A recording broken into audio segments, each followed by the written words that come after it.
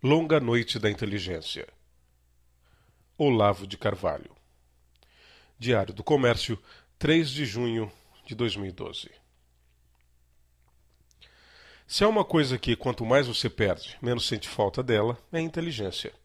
Uso a palavra não no sentido vulgar de habilidadezinhas mensuráveis, mas no de percepção da realidade.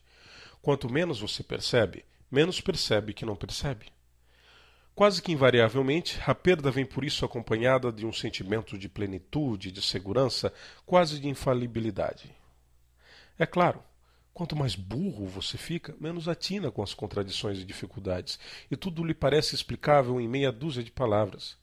Se as palavras vêm com a chancela da inteligência falante, então, meu filho, nada mais no mundo pode se opor à força avassaladora dos chavões que, no estalar de dedos, respondem a todas as perguntas, dirimem todas as dúvidas e instalam, com soberana tranquilidade, o império do consenso final. Refiro especialmente às expressões como, entre aspas, desigualdade social, diversidade, fundamentalismo, direitos, extremismo, intolerância, tortura, medieval, racismo, ditadura, crença religiosa e similares. O leitor pode, se quiser, completar o repertório mediante breve consulta às sessões de opinião da chamada grande imprensa. Na mais ousada das hipóteses, não passam de uns 20 ou 30 vocábulos. Existe algo entre os céus e a terra que esses termos não exprimam com perfeição? Não expliquem nos seus mais mínimos detalhes? Não transmutem em conclusões inabaláveis que só um louco ousaria contestar? Em torno deles gira a mente brasileira hoje em dia, incapaz de conceber o que quer que esteja para além do que esse exíguo vocabulário pode abranger.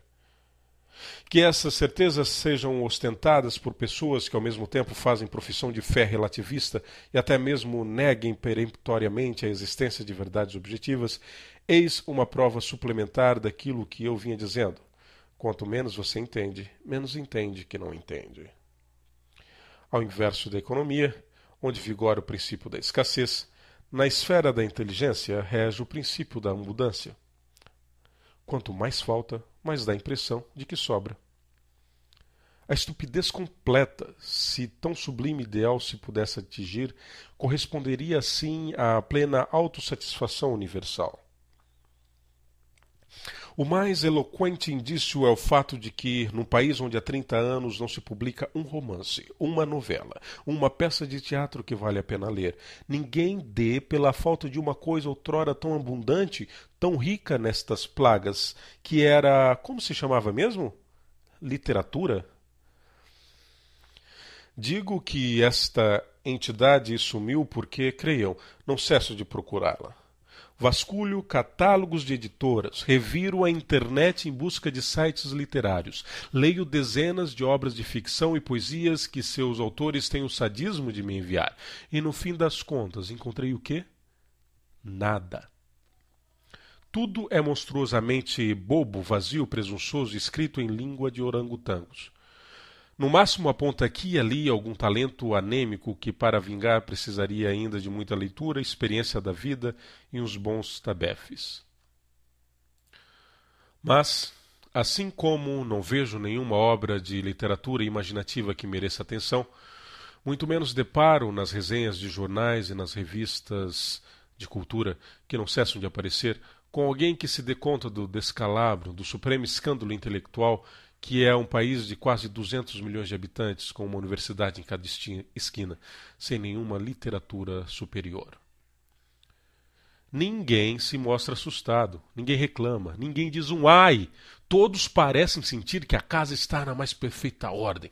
E alguns até são loucos o bastante para acreditar que o grande sinal de saúde cultural do país são eles próprios. Pois não houve até um ministro da Cultura que assegurou estar a nossa produção cultural atravessando os seus momentos mais brilhantes, mais criativos? Media, de certo, pelo número de shows de funk. Estão vendo como no reino da inteligência a escassez é a abundância? Mas o pior não é a penúria quantitativa. Da independência até os anos 70 do século XX, a história social e psicológica do Brasil aparecia translúcida na literatura nacional. Lendo os livros de Machado de Assis, Raul Pompeia, Lima Barreto, Antônio de Alcântara Machado, Graciliano Ramos, José Lins do Rego, Jorge Amado, Marques Rebelo, José Geraldo Vieira, Ciro dos Anjos, Otávio de Faria, Aníbal Machado e tantos outros, obtínhamos a imagem vívida da experiência de ser brasileiro, refletida com toda a variedade das suas manifestações regionais e de época e com toda a complexidade das relações entre alma e história, indivíduo e sociedade. A partir da década de 80, a literatura brasileira desaparece. A complexa e rica imagem da vida nacional que se via nas obras dos melhores escritores é então substituída por um sistema de estereótipos, vulgares e mecânicos até o desespero, infinitamente repetidos pela TV, pelo jornalismo, pelos livros didáticos e pelos discursos dos políticos.